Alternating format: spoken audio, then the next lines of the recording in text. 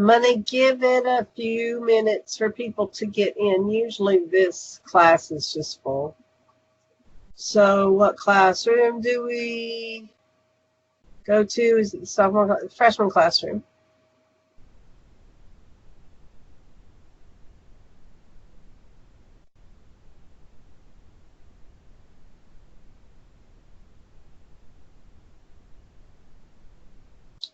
Anthony, are you talking about the email that you sent where you asked how you get into the, yeah, that's what you're talking about. You just, the whole school's got to be leveled up.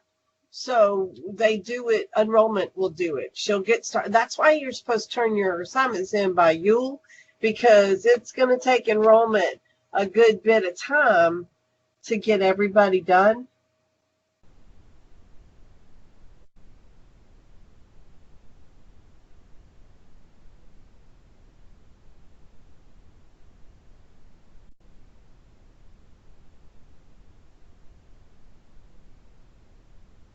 Yeah, you'll be all good. They'll take care of you.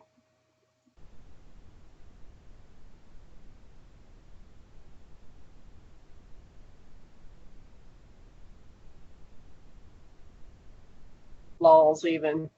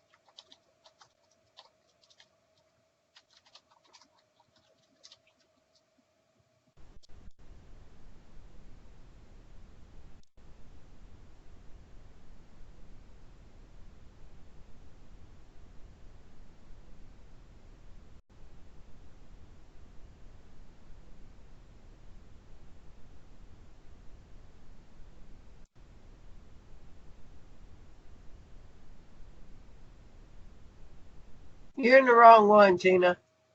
We're in the one on the roof. Just like open your person thing and teleport to me. And then that's how I do it. I'm like, where am I trying to go? And then I find a person who I know is there, and I teleport to them.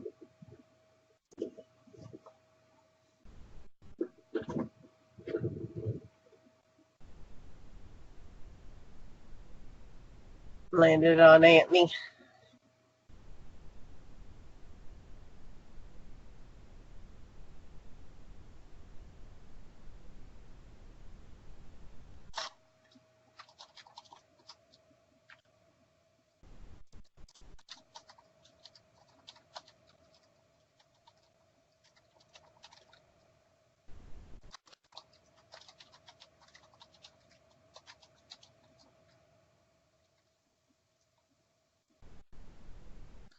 All right, we're getting ready. Y'all ready?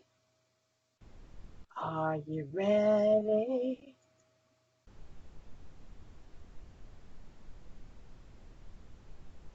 Hey, do you like looking at me? I love being able to look at folks. It's so awesome. If you want to turn your cameras on, you can, because it's really fun to be able to see each other. You don't have to if you don't want to, but you can if you want to. We have the technology. I've been doing cameras with my online Mary Kay parties, and I like it. Me and Tina just got out of one. It was a lot of fun.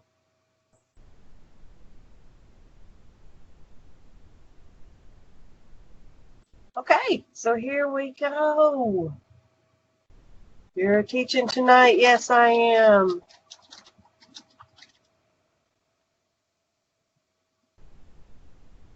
Let's add Brenna Greeley to this call.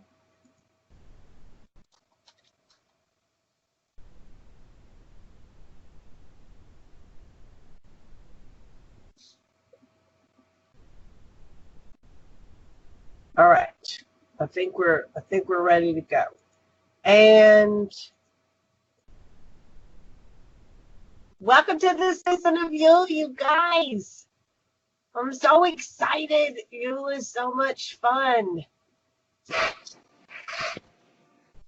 So each year, as we spiral around the wheel, we learn new lessons every year.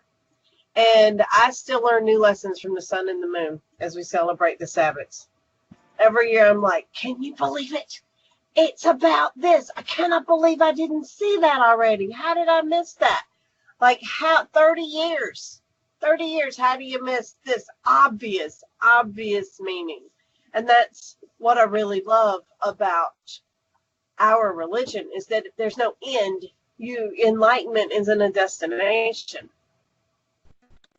We celebrate the Sabbaths, and everybody gets out of it what they're supposed to get out of it. It's like the opening of a lotus flower. It never stops. When I first started Wicca, I wanted it to be like a linear story with a beginning and an end, and each thing built upon the next thing, right? And after all, the gods do know this same thing happens year after year, right? Like omnipotent and all that stuff. They know that they're in a cycle and things are happening year after year, but every year it happens for the first time for the gods, like never before. But just like it does every time, as it has always been, it repeats itself. The Sabbath does. It's spring. What happened in spring? Same thing happens in spring every year, right? The same thing happens in winter every year on the planet. New flowers bloom.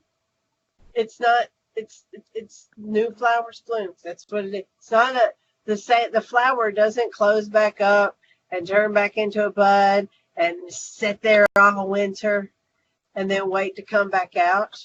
Even in trees, it's new buds, it's new leaves, new things happen every spring. It's not the same thing. It's not the next thing. Each season is the first time that those flowers bloom. It's the first time those fruit are made. The first time those particular pumpkins are harvested and eaten. And the lessons you experience are the same 24 lessons of the zodiac every year. Each year, one is different every time you experience it.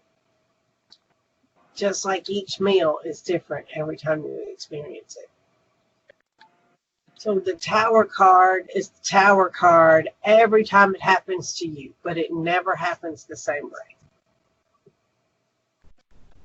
Each year, your soul will unfold a little bit more, and you will come to know new lessons as the wheel spirals beneath your feet. Yule is the dark of the year. The winter solstice is the longest night of the year, the depth of dark. It's when the sun is the farthest from the earth. Many consider this the end and the beginning. The end of the year and the beginning. I mean, if there's an end of night and a beginning of day, it's midnight, right? Like we don't pick like, okay, 4 o'clock. But although really like 4 a.m. is more like when you, oh, and thank you. This is my Gryffindor robe. Can you see the thing? It's actually pretty doggone cozy. Put on the hood. I have to compete with Phoenix. If y'all have ever seen Phoenix at a workshop, that doesn't really look cute. But if you've ever seen Phoenix, she looks like Professor McGonagall out there teaching. She's so well put together and stuff. Have you seen her? I know you've seen her, Silver, right? Yeah. So I'm like, I should get all snuggled up in my nice robe. But I just wear this around the house because it's winter and I wear short sleeves all year long, so I want to be comfortable. So let's talk about who is the god of Yule. Who is the god?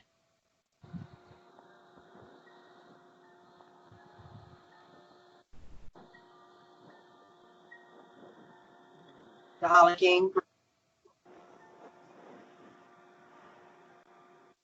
Are there any other gods of Yule? The Holly King becomes the Oak King. Who is the Holly King? Name some Holly Kings. Jesus is an Oak King. Jesus is the reason for the season, right? And so is Santa Claus. Both of them together. It's so crazy. All my life I was like, I don't understand why we have Santa Claus and Jesus. How do they tie in? You got this man with the snow and the sleigh, and you got this baby in a manger. I don't really get it. Brenna, you're unmuted. Oh dear. Thank you. Odin is a very good All-Father. Is he kind of a priest king, though? All-Father? Is he a priest king or a Holly King? Old Man Winter. Santa Claus, Kris Kringle. Who are grandfather gods? Is Odin a grandfather god or is he a father god? He's like,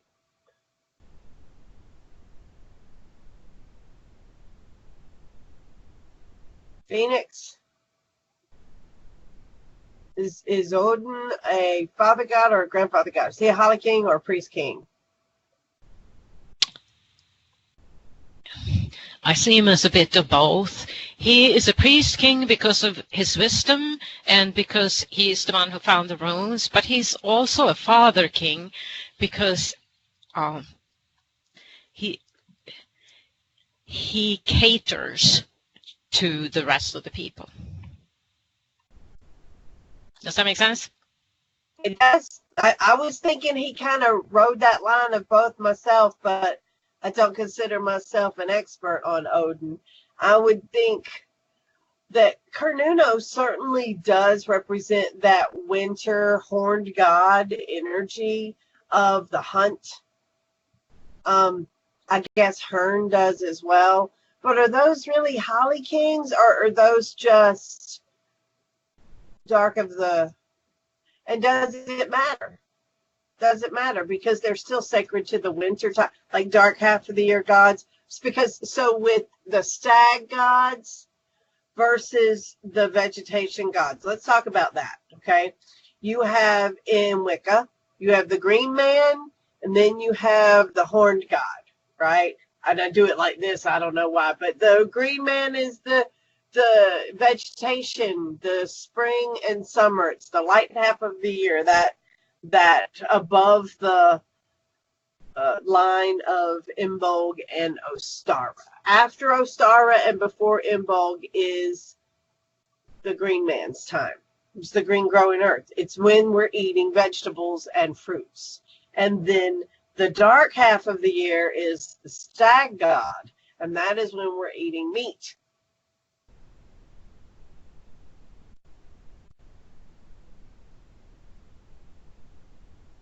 I think that's a very cool, duality right there. The mythology of the ancients. I think that way of looking at the universe precedes the Oak King, Holly King, Priest King as religions develop. No, Pan is definitely a Oak King, but when you look at Pan, okay. So let's talk about what happens. Each of us has a grandfather figure that comes to mind. Like, think of your grandfather, all right? How does this reflect the spirit of the season?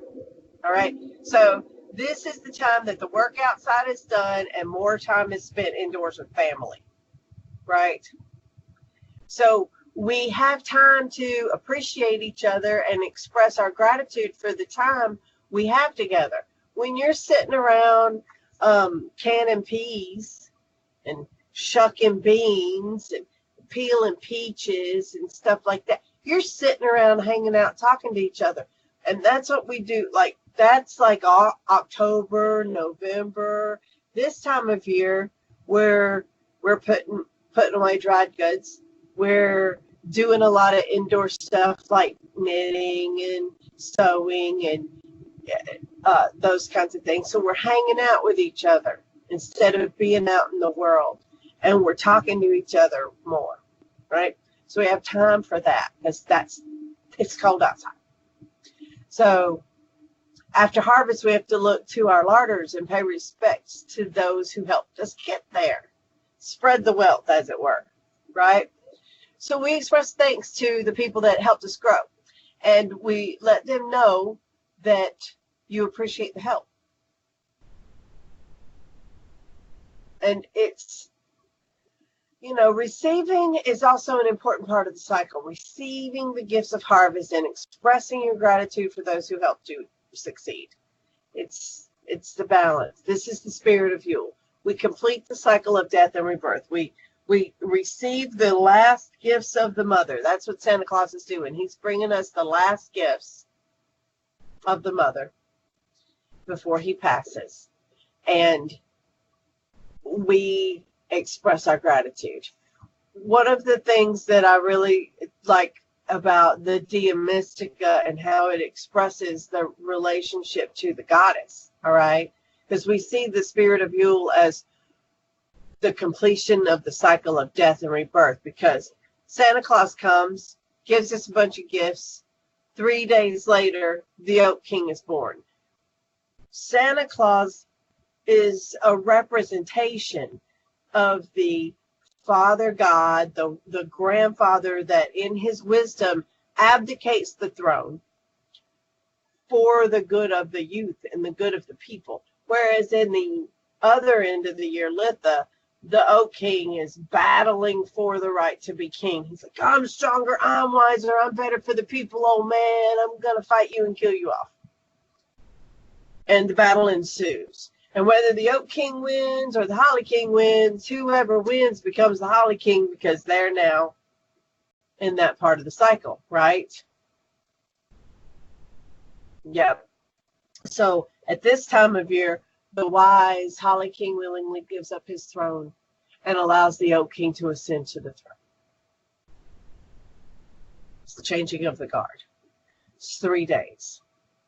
Astrologically, there's some pretty cool stuff about how the sun gets to the lowest part of the sky, and for 3 days it stays at that lowest part of the sky, and then it starts rising back up, right? There's a lot of mysteries intertwined in that season. So the goddess, the story that we tell at the school is my favorite story. You know, I'm all into that Eleusinian mystery stuff. That's what I do. The Dia Mystica is the Greek story of Yule. It's the Demeter is the goddess, lost and forlorn. And she's found her way to Eleusis. She cares for a baby boy for a wealthy family. And at night, she puts the prince into the fire to burn away his mortality. She's burning away grief and pain and all of the things that make you mortal, right? His sadness and the suffering, right? On the third night, 3 nights later, she's caught and stopped, and so the spell is not complete. Demeter is not turned into her son, a god. So, one of the questions of the Dia Mystica is, why does the mother not want the child to be immortal? Do you know why? Wouldn't that be a great gift for a child to be immortal? One of those questions are, why does the mother not want the child to be immortal? Do you know? What stimulates as a response for you in your brain? What do you think?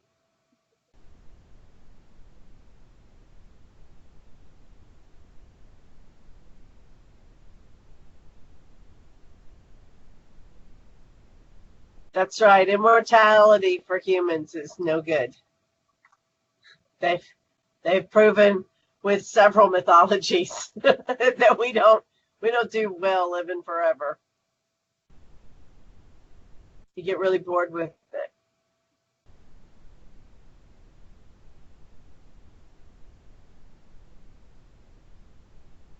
Child doesn't have a right to choose. It would be an assumption that one would want to be turned into a god, though. Like, you know what I'm saying? Like, would you want to be turned into a god? Would you want your baby to be turned into a god? I don't know. I might be like,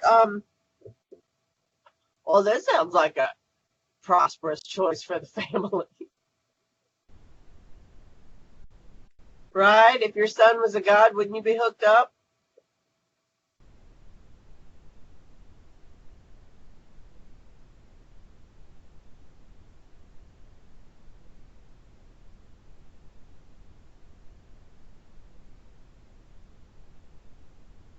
So anyway, you ponder that. That is, that's one of those questions that you really can't come to a final answer about, because year after year after year, it keeps revealing new truths to you. This is why when the energy and the experience is arranged, you learn things that take you deeper into the mysteries, spiraling into the center.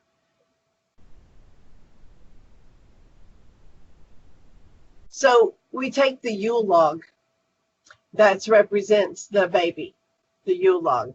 So you go, the mother is found outside in the darkness, right? That represents us going out and getting the evergreen tree, because the evergreen tree never dies, right? The evergreen tree stays green all summer, all winter long. That represents excuse me, that represents the difference between the God who dies and is reborn, dies as the Holly King, reborn 3 days later as the Oak King, right? That symbolizes the goddess who never dies. The goddess changes faces, but she never dies. Maiden, mother, queen, and crone. There's 4 faces to the goddess. One part where this, her face looks like this. This is what the dark goddess looks like. You can't see her. Maybe not with the point. Brenna, I heard that. Maybe not with the point.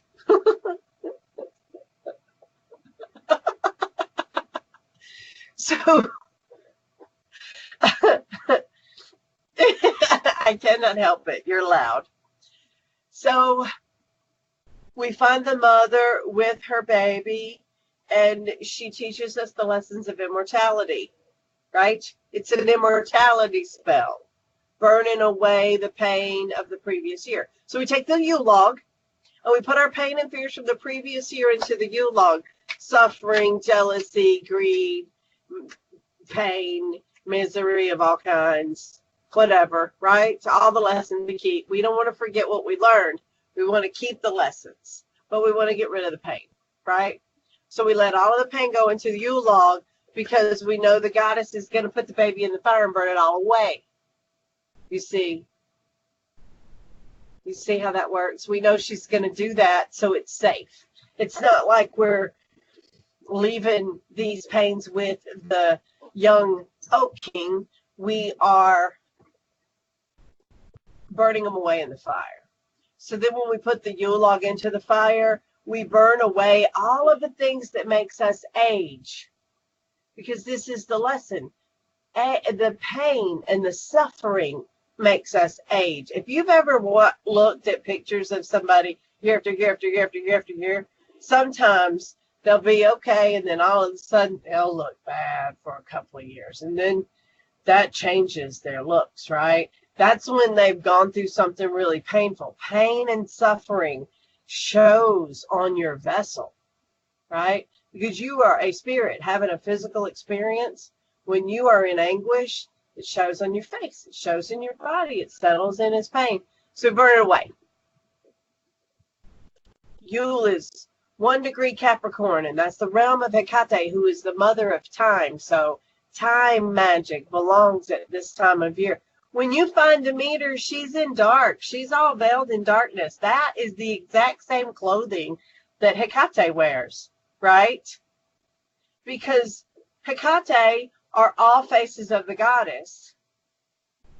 Demeter is made Mother Queen Crone. Demeter is, she cycles with the wheel of the year. She's Aphrodite, then she's Demeter, then she's Persephone, then she's Hecate. So when we find Demeter at this time of year, she's pretty much the embodiment of Hecate in the way she looks and in the powers that she has, right?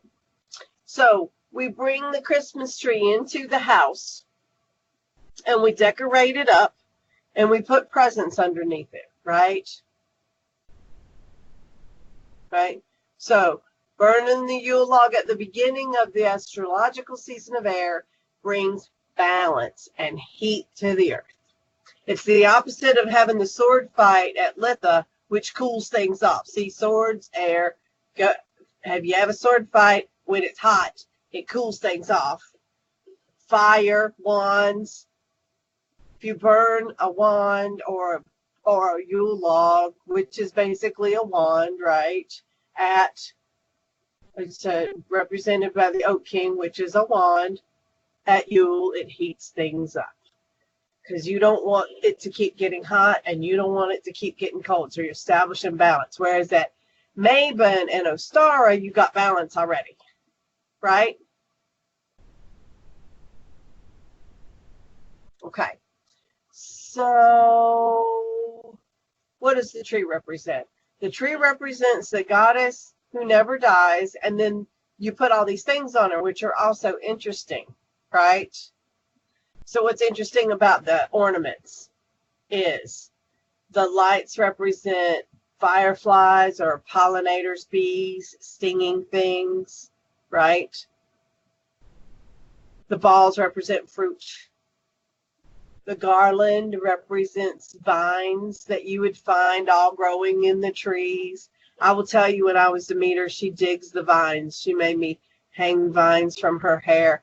It is the elements. And then you put a star on the top, representing that element of air, which is exalted at this time of year, or an angel, because angels are air elementals. They're messenger gods. What? Pete just pushed a bunch of stuff off my desk. Y'all see that?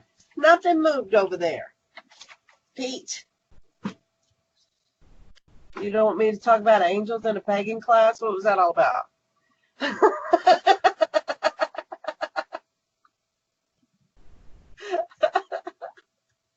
He likes to push things around. I'm glad he's still here.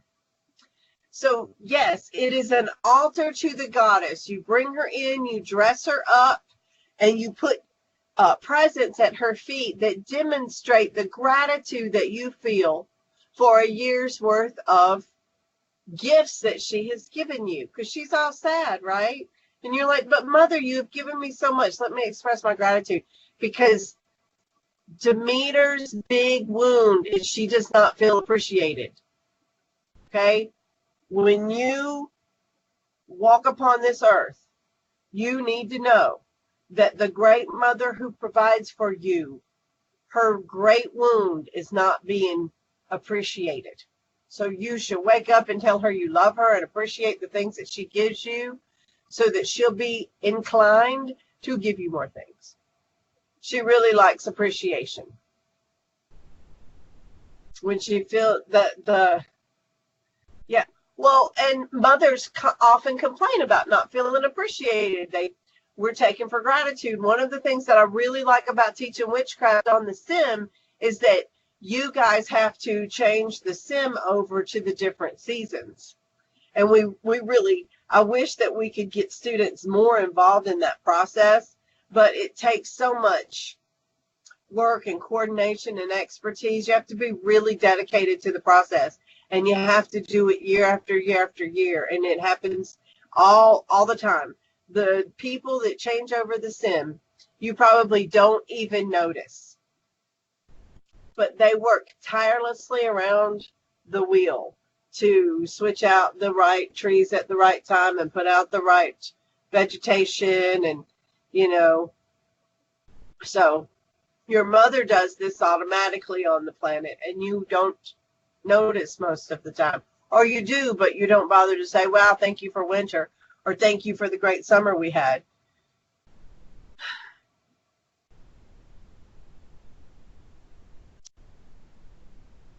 So we talked about the Holly King and the Oak King battle.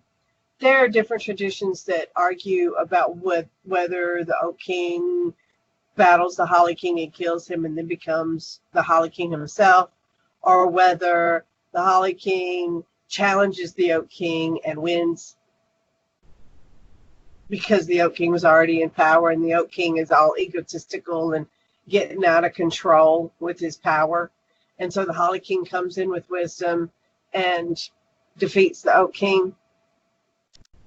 We don't teach tradition in the school because we want you to, traditions are changed by people as they learn bits and pieces, and they change the ritual as we pass them on. So we try to teach you as true to what's happening in the skies as we can, so that you are a clean slate for whatever religious practice you want to put on top of it. All right. So, but basically what happens is that the wheel of the year, it gets too cold and we have to change energies. And there are different ways that we express that. And the same thing happens at Litha. There are different ways we express it.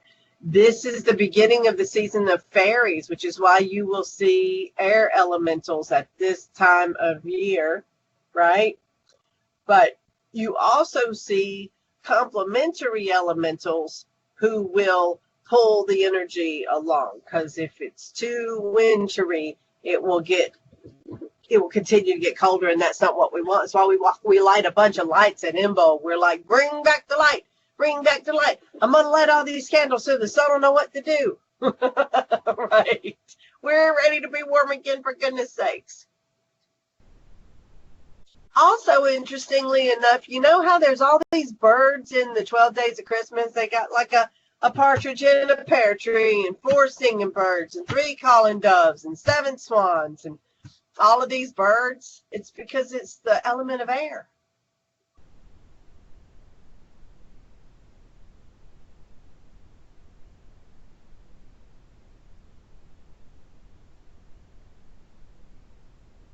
So, questions about Yule?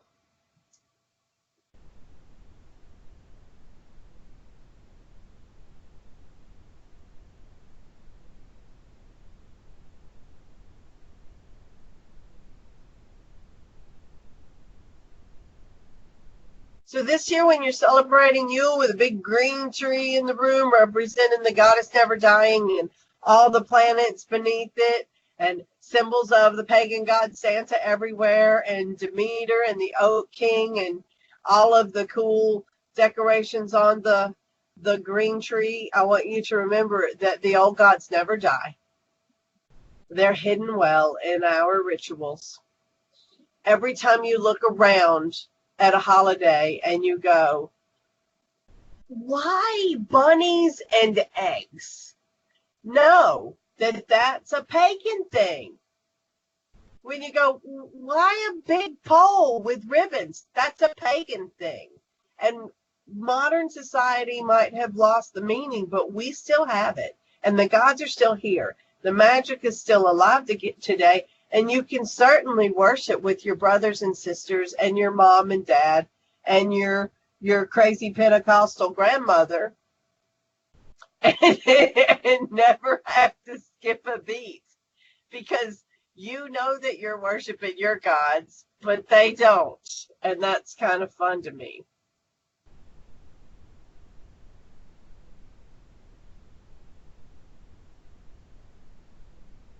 So I was looking for a wheel. I know I have a wheel around here somewhere. I think I took it down. Oh, here we go. See, if I just keep looking, maybe that's what Pete was doing. He was like, your wheel's over here, and I know you're going to want it. The wheel of the year. I'm standing on it in Second Life. If you don't have one of these, this is really an invaluable tool. You learn this by the ring. These all say similar things on the rung, right? And if you know one of these rings around it, you can figure out what the other one means by association, and that helps you learn things much faster. I say it's a big sky up there, and what I mean is there's a lot of things up in that sky, right? Like it's a big sky. And it gets bigger the further away from the planet you get. And if you have a tool that helps you absorb all the information quicker, then that's helpful. And that's what this does. This is that big easy button. You know, the easy button that they have at Target? I told you I have one. This is what it looks like. If you've never heard me say I have an easy button, that's what I'm talking about. Okay, so I want to go over with you the runes. The runes on this wheel, do you see the rune ring? I don't know if you can tell or not. Thanks, Tina. That tells us the fortnights of the energy that is prevalent upon the planet. And it really unravels what the season is all about when you look at them individually.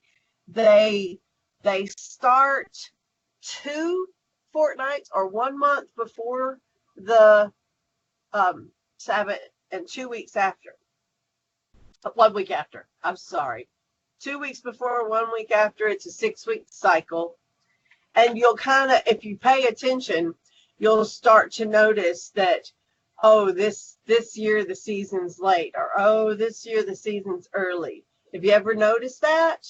That is because the runic calendar starts at the new moon in October, and that could be any time during the month of October, and that kind of sets the tone for all of the rest of the fortnights. So it's a really good idea to go to October, the new moon in October, and plan out your fortnights and put them in your calendar so you'll know when the fortnights start. That's how you can tell if you should plant early, if you should plant late, all that kind of stuff. So this time of year starts with Thorn. Thoracise. Phoenix, Thoracise, Thorn.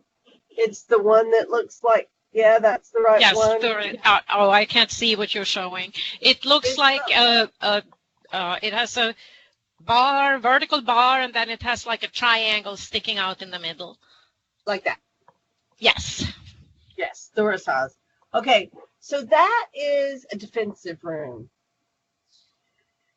it is a birthing rune as well. So, like, you know how when you are changing into something else and you don't really know your bearings yet, you're kind of defensive. Like when you go into a room and you're new and you don't know anyone there, kind of how you're like defensive, but it's because you're not yet ready to come out of your shell.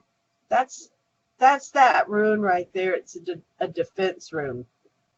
Where you're at in the wheel of the year is you've just finished your rite of passage with Hades. Like you've just come out of the underworld and you're moving towards the Elysian fields. It's not Eleusis. Elysian fields. Which, if you're looking at the sky, in heavens, the underworld is really the Oort Cloud. If you are familiar with, let me see if I can pull. Have we talked about this before, the Oort Cloud and all that kind of stuff? I bet there's somebody here who hadn't seen it yet.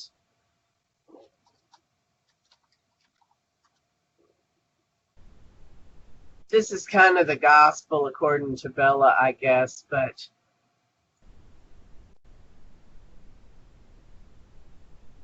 it is my belief, and this is how I learned a lot of this stuff, is I stare at this wheel, and then I stare at this big star chart, and they tell me things.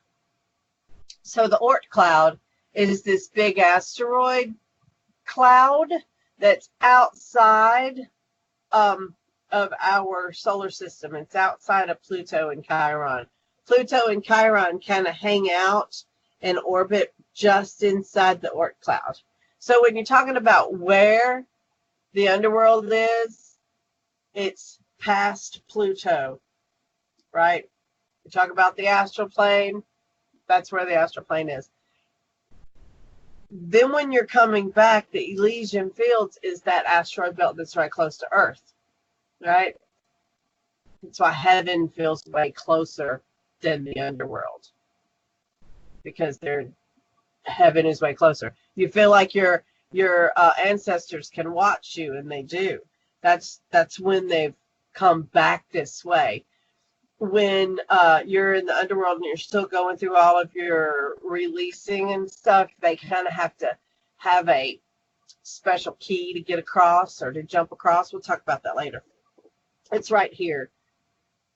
So you just finished leaving Hades. You just finished with all of that rite of passage kind of stuff.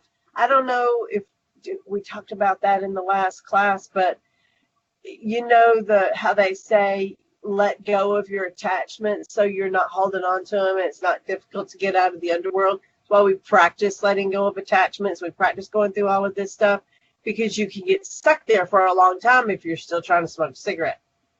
You know, you're like, I want a cigarette, and you're attached to that. You can't get rid of that feeling. That's why they want you to not carry that across with you. So you've just gotten through that. You're in this new place, but you now have figured out that you're dead. And you remember all the things that you did. And if your heart is heavy and you're worried, if you've got a lot of guilt, you feel bad about the choices that you've made, this is the place where you will be real defensive. You'll be real like, holy crap. This is what they were talking about. Judgment Day is on its way, and I'm feeling really bad about myself. I don't feel like I did the best. Or you worked as much as you could. You did the best you could for everybody. You got a couple of regrets on your heart, but for the most part, you did good. This is where you're at, right? That's this birthing rune. You're a little bit defensive. It's kind of like, to me, when the Christians talk about looking in that mirror of St. Peter's. It's like, this is the judgment I feel for myself. This is the fear and the pain, right? This whole process. So then, Ansuz. Ansuz is the answer. It literally means the answer. This is where we're at on the wheel. These two runes. Okay. Tina, it's really helpful for you to let me know that they come into view.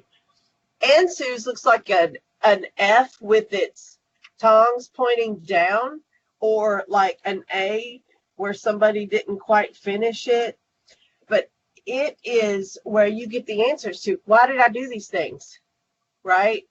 Because you can't know the unknowable, but now you're in that realm with the Zeus energy and the Alpha, the star, the Epiphany energy. So you get to find out, oh, well, I cut that guy off in the lane on traffic, and then I stopped him from running into another car and killing him and 15 other people. Or I might have, I might have done this bad thing, but it happened for a reason. And then you make restitution with a lot of your stuff. That's Anzu. I'm just getting a tickle right here in my eye. It's making my eye tear. Excuse me. Oh. So you get the answers to the things that are burning in your soul. But some of them you don't. Some of them you're like, no, that was just a bad choice, and I feel bad about that, and good things didn't come from that. And some things you're like, okay, my karma is off of my heart about that because that ended up being good. So when you still have the bad things on your heart, you have radio is next. Radio is a travel room. And radio gives the soul on the other side the ability to come back and do good deeds and right wrongs. They've got mythologies about this where when you hear a bell ring, an angel got its wings, right? So that is kind of what they're talking about. When people come back and they do good deeds and they try to right wrongs, that's what they're talking about. So this whole time of year is an examination of yourself because we've got New Year's resolutions coming up. The natural progression of mankind is New Year's is going to come after December, and you're going to want to do things different. So you are in a contemplative state of, and the reason that New Year's resolutions exist is because the energy is this way, not the other way around. But if you're unaware, the energy out here will change the energy in here. So everybody else saying New Year's resolutions, you're like, oh yeah, be contemplative if you're not already hip on what's happening around you. Contemplative, wanting to make it right. Oh, I should get the mailman something really nice. I have been rude and run over the mailbox or whatever it is, I was mean to the vet lady. I'm going to get her something nice. Or, not. And there's songs. Let all acquaintance be forgot and never brought to mind. Right? Because we're all about looking at our wrongs and making it right and not carrying that bad energy into our future. Our rituals show it. The runes show it. It all speaks of it in different ways. But overall, what's happening at this time of year is you're making a list of the people that you want to thank. You're expressing gratitude to them with gifts. You're receiving the gifts that people who are expressing gratitude to you are saying. And in that receiving, you are making the goddess feel better. The gratefulness of giving and the gratefulness of receiving is doing that thing for the goddess, right? That infinity thing that they like to put over the goddess's head. They feed each other, right? You're honoring the Holly King's passing and the Oak King's birth, right? And all of it is about examining where you're at in your own personal growth, righting the wrongs that you could possibly do, accepting responsibility for the things that you can't, and trying to do better next year. Yule. Y'all have any questions?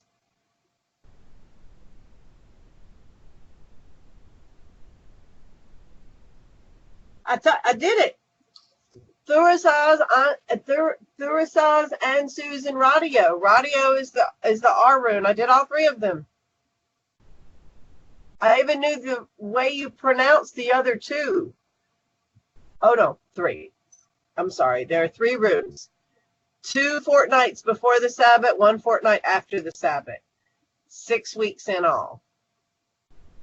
A fortnight is 2 weeks. That's okay. Trying to think if there's anything else that I need to make sure that you know before we go. But I think that's it. It is a really exciting opportunity to teach you guys. And I will see you soon.